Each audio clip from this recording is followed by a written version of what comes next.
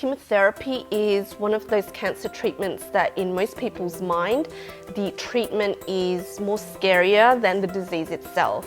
Maybe you're feeling really nervous going into your first chemo session, so it's important that we address these negative thoughts, these negative beliefs about chemo that you're having, put them down to rest so that you can finish your chemo treatments in peace, in confidence that it is working for you rather than against you. In today's video, I'm going to deep dive into the three main concerns that we really all have about chemotherapy.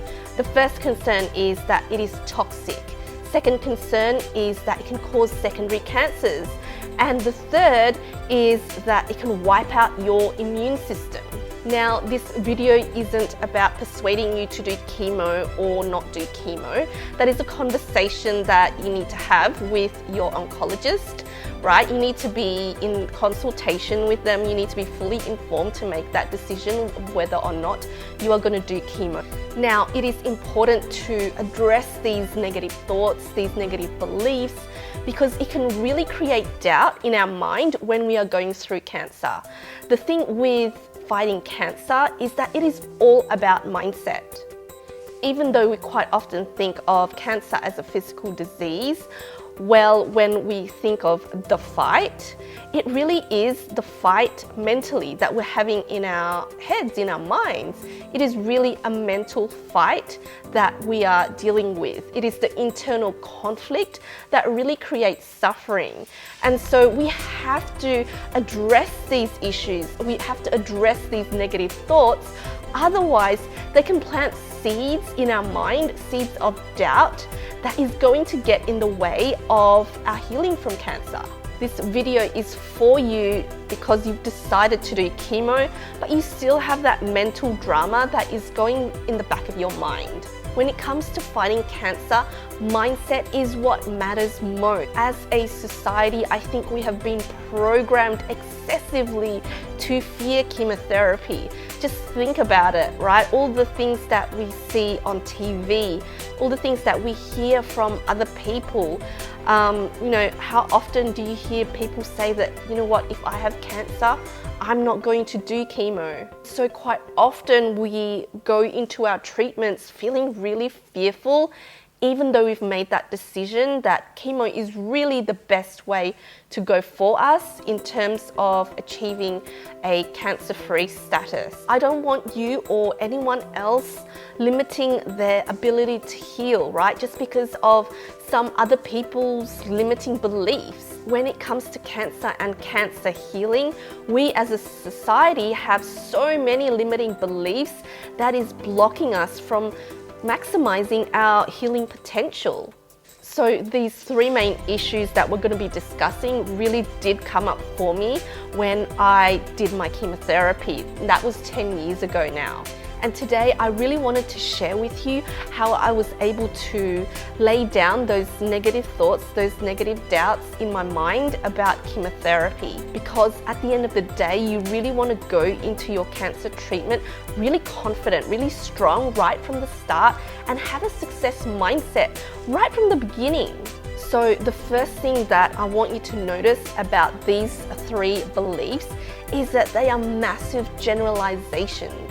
They are sweeping statements about chemotherapy, and one of the ways that we can start attacking these negative beliefs is to make them more specific, right? We're losing a lot of information, a lot of details when we overgeneralize. So let's tackle the first limiting belief, that chemotherapy is toxic.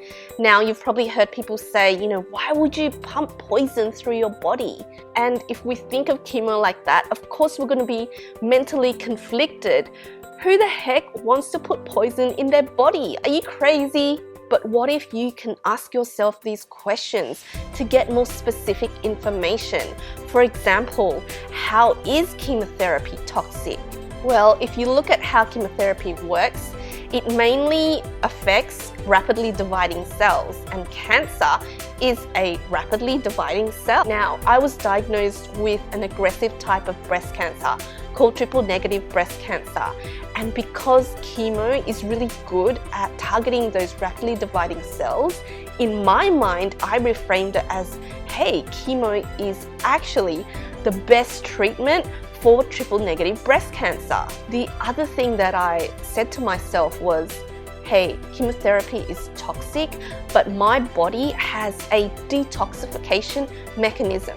For example, my liver, my kidneys, even my pores can excrete out these toxic chemicals that were in my body. And so I got really curious with myself. Hey, how do I make my body detox even more? And so I discussed how I was able to recover from these chemo sessions in this video up here. The other way that we can be super specific is to ask ourselves, how strong is this chemo that the oncologist has prescribed for me? There are so many chemos out there with different side effect profiles, and so we need to really educate ourselves. Hey, in what spectrum does our chemo fall under? Because there are some chemos where, yeah, you may need a couple of days to recover, and there are also other chemos where it's just, you just pop a pill and kind of go about your daily life as if, you know, it doesn't really affect you. The second issue that I want to talk about is that chemo can cause secondary cancer. Thinking of getting a secondary cancer can be extremely frightening, right? We are already overwhelmed dealing with one cancer. And so what we need to do is, again, have a conversation with your oncologist. What is the probability of getting this secondary cancer from the particular chemo that he or she has prescribed to you? Think about it. If you don't survive this primary cancer, then having a secondary cancer, which may or may not happen down the line, is really irrelevant. It's really all has to do with risk assessment, right? Think of what is the present moment danger that I have to deal with right this second. I'm also a proponent of cancer survivors adopting an anti-cancer lifestyle so that you are preventing a recurrence of this current cancer that you're dealing with, that you are preventing any secondary cancers that is caused by the chemotherapy or other cancer treatments, and also preventing you from new cancers from happening. And so it's not like you're a sitting duck that you can't do anything at all. I think lifestyle is a huge important factor when it comes to healing. The third issue that we can get quite concerned about is that chemo can wipe out your immune system.